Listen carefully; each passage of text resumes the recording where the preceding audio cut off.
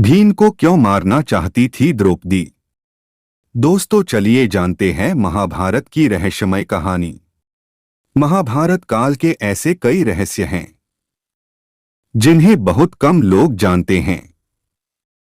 इन्हीं रहस्यों में से एक रहस्य ये है कि द्रौपदी अपने ही पति भीम को मारना चाहती थी, वो भी उस पति को जो उसे सबसे ज्यादा प्रेम करता था और उसके हक की लड़ाई में सबसे आगे खड़ा रहता था। द्रौपदी के 5 पति थे, जिनके नाम युधिष्ठिर, भीम, अर्जुन, नकुल, सहदेव थे। दरअसल पांडवों की पत्नी द्रौपदी मां काली का रूप थी।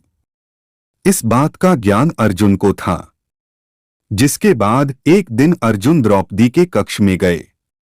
द्रौपदी के 5 पति होने के कारण सभी पांडवों ने ये तय किया था कि उनमें से एक जब भी द्रौपदी के साथ समय बिताने जाएगा तो वह अपनी खड़ाऊ कक्ष के बाहर उतार कर जाएगा, ताकि दूसरे पांडवों को ये ज्ञात रहे कि कोई पहले से ही द्रौपदी के साथ है। परंतु एक दिन अर्जुन की बाहर रखी खड़ाऊ देखे बगैर भी द्रौपदी के कक्ष के अंदर चला गया।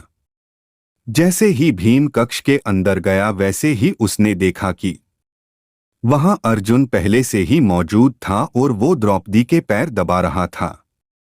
ये दृश्य देखकर भीम आग बबूला हो गया और उसने अपनी गदा से अर्जुन पर प्रहार कर दिया।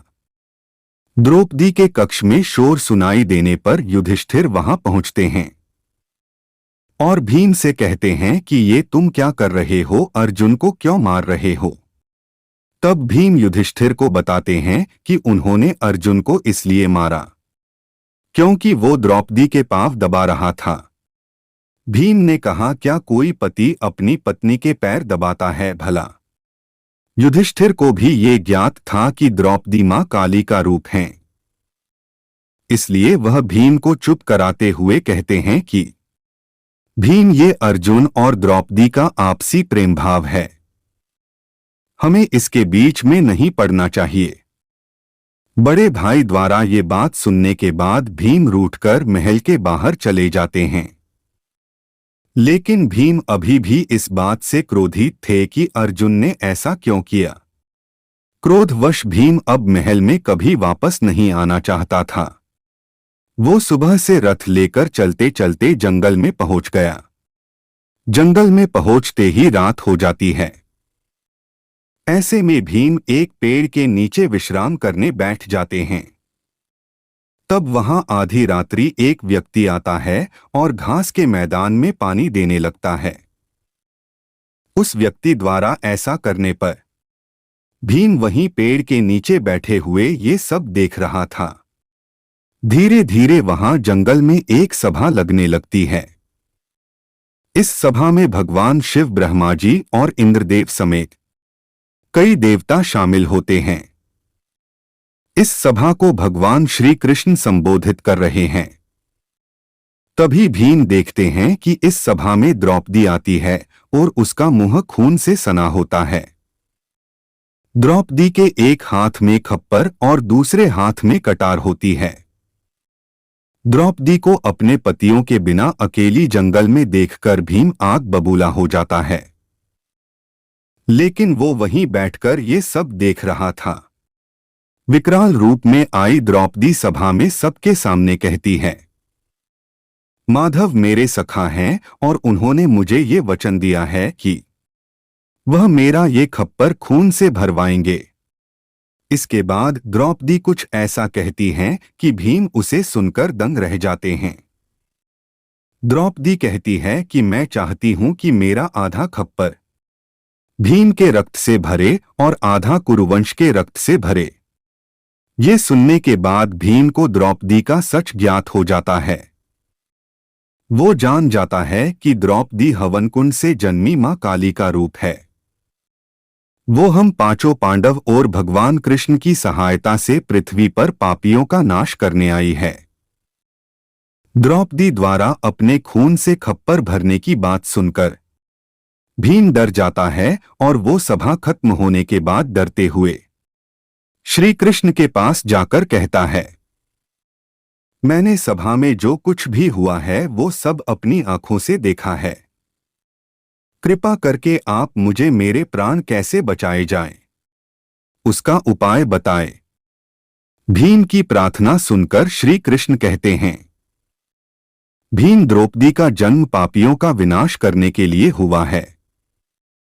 कुछ समय बाद पांडवों और कौरवों में एक महाधर्मयुद्ध होगा। इतिहास में उस युद्ध का कारण द्रौपदी को माना जाएगा। उस युद्ध में अधर्मियों के साथ साथ धर्म की रक्षा करने वाले सुरवीरों का भी वध होगा।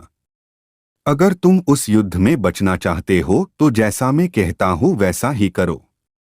श्री कृष्ण ने कहा, भीम तुम अपने क्रोध का त्याग करके वापस अपने कक्ष में लौट जाओ।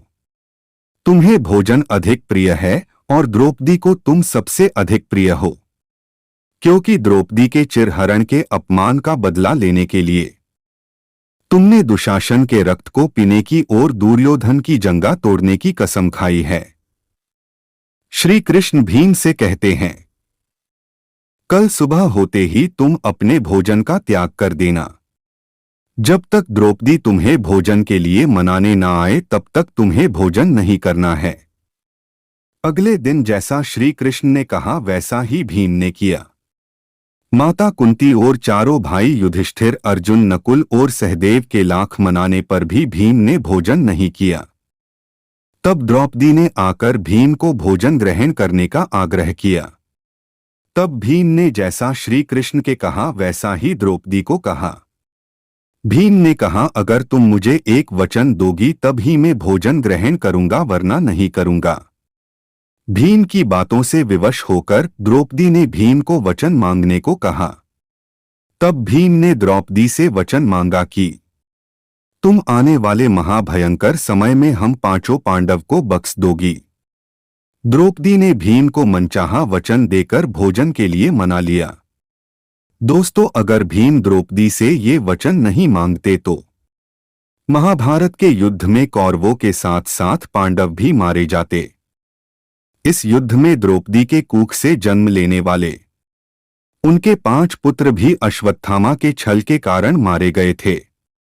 द्रौपदी के कारण हुए इस युद्ध में अगर भीम युद्ध से पहले द्रौपदी से ये वचन नहीं मांगते तो उसका भी विनाश हो जाता, क्योंकि इस युद्ध में अधर्मियों के लड़ते हुए कई धर्मपरायण योद्धा भी मारे गए थे। महाकाली का रूप लेकर द्रौपदी मृत्युलोक में अधर्मियों का विनाश करने आई थी। इसी कारण द्रौपदी इतिहास में महाभारत के इस युद्ध का कारण बनी थी। पांचों पांडव धर्मपरायण योद्धा थे।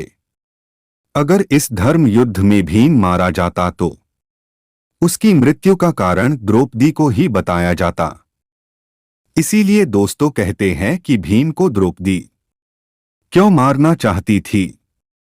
अगर आपको ये कहानी अच्छी लगी हो तो चैनल को सब्सक्राइब जरूर कीजिएगा।